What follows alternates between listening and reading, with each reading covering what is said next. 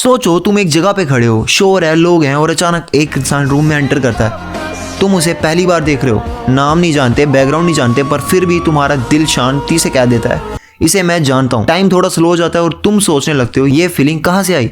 आज की स्टोरी में मैं सिर्फ थ्योरी नहीं बताऊंगा, मैं तुम्हें उस फीलिंग के अंदर ले जाऊंगा। एंड तक रहना, क्योंकि लास्ट एग्जांपल शायद तुम्हारी लाइफ से मैच कर जाए।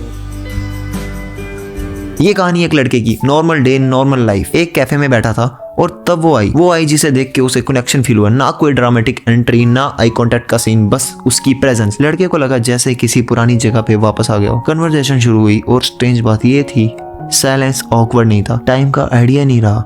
मीटिंग के बाद लड़का कंफ्यूज था, मैं इसे पहले मिला ही नहीं, फिर भी ये अपनापन क्यों लग रहा है। अब यहीं पे तुम आते हो। जरा पॉज करो और सोचो, क्या तुम्हारे साथ भी कभी ऐसा हुआ है? अगर हाँ तो नेक्स्ट पार्ट तुम्हारे लिए है। सोल रिकॉग्निशन थ्योरी यहीं से स्टार्ट होती है।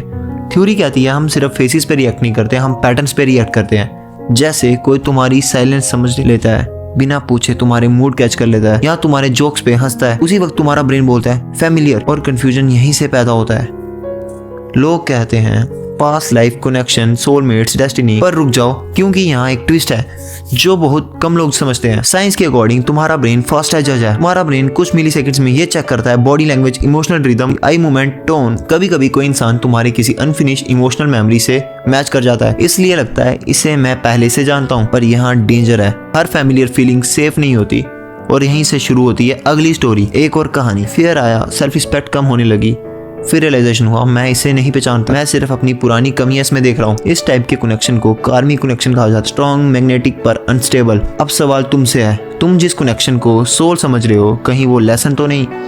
ट्रू सोल रिकॉग्निशन में तुम काम होते हो, तुम खुद को प्रूव नहीं करते, तुम बेटर बनने लगते हो। अटैचमेंट में तुम डरने लगते हो, लॉस करने का फेयर होता है, तुम खुद को भूलने लगते हो। पर लाइफ चेंजिंग है, और ये समझने के बाद तुम अपनी पुरानी स्टोरीज को अलग नजर से देखोगे। तो क्या सोल रिकॉग्निशन रियल है? सच ये है, फीलिंग रियल होती है, नाम जो भी हो, पर हर स्ट्रॉन्ग फीलिंग डेस्टिनी नहीं होती, और हर डेस्टिनी लाउड नहीं होती।